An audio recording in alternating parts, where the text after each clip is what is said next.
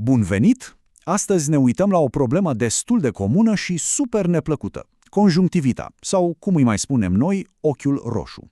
Întrebarea e, oare există și remedii naturale care chiar funcționează?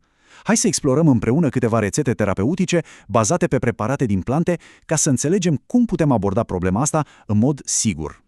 Așadar, se poate face ceva natural și sigur? Haideți să vedem ce ne spun sursele despre cum putem trata această afecțiune, care, deși comună, e foarte, foarte incomodă, folosind, evident, puterea plantelor. O să avem un parcurs destul de clar, începem cu cele mai delicate și recomandate remedii, adică hidrolații. Apoi trecem la o rețetă concretă, pas cu pas. Explorăm și niște alternative, după care, foarte important, acoperim regulile esențiale de siguranță și la final tragem linie și vedem cu ce am rămas. Bun. Când vine vorba de ochi, regula numărul 1 e delicatețea. E o zonă extrem de sensibilă și exact de asta sursele noastre recomandă în primul rând hidrolații. Practic sunt acele ape florale mult mai blânde decât uleiurile esențiale și mult mai sigure pentru zone ca aceasta. Și aici vine o parte foarte interesantă. Sursele sunt, extrem de specifice. Nu lasă loc de interpretări. Dintre toate opțiunile posibile, doar acești 4 hidrolați, mușețel roman, mușețel german, albăstrea și mirt verde, sunt considerați siguri pentru a fi puși direct în ochi. Doar 4. Uitați-vă la citatul ăsta. Cred că spune totul. E un aspect absolut crucial când e vorba de ochi, puritatea și prospețimea produsului sunt practic nenegociabile. Fără conservanți, fără alcool, fără niciun alt diluant, fără compromisuri. Ok, gata cu teoria, hai să vedem ce facem concret. Trecem la o rețetă de bază pentru conjunctivită, una care se folosește de proprietățile calmante, bine cunoscute ale mușețelului.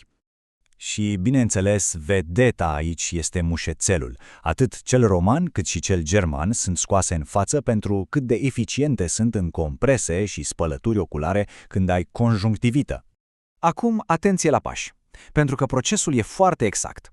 Se iau fix 5 ml de hidrolat. Se toarnă într-o cupă oculară care trebuie să fie sterilizată. Se spală ochiul, clipind de câteva ori ca să pătrundă lichidul peste tot. Și apoi, la fel de important, se aruncă imediat hidrolatul folosit și se dezinfectează cupa. Igiena și iar igiena. Asta e cheia aici. Bun, dar ce facem în cazurile alea mai severe, când ochiul e atât de umflat încât nici măcar nu se poate deschide? Ei bine, sursa ne dă o procedură specifică și pentru situația asta.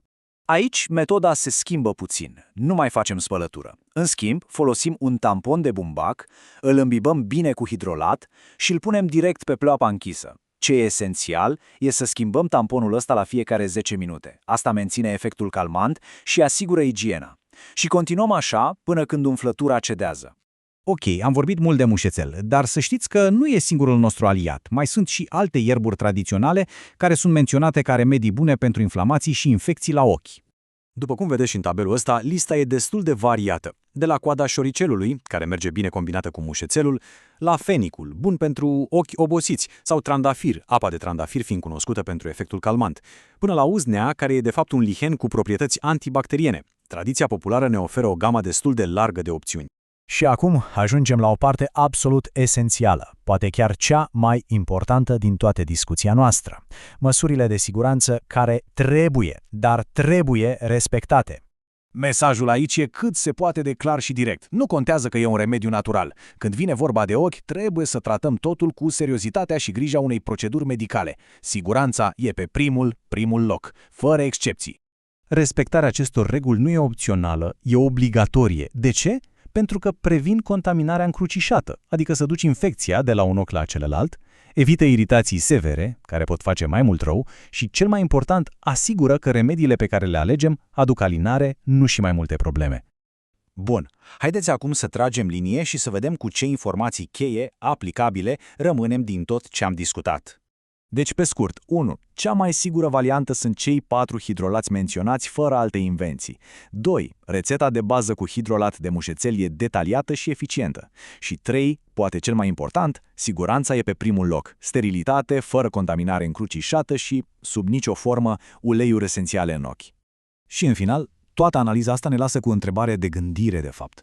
Cum găsim echilibrul ăsta perfect între dorința de a folosi ceva natural, din plante, și nevoia absolută de siguranță, mai ales când e vorba de ceva atât de prețios ca vederea? Ei bine, răspunsul pare să fie în informare, în prudență și mai ales în respectarea cu sfințenie a regulilor.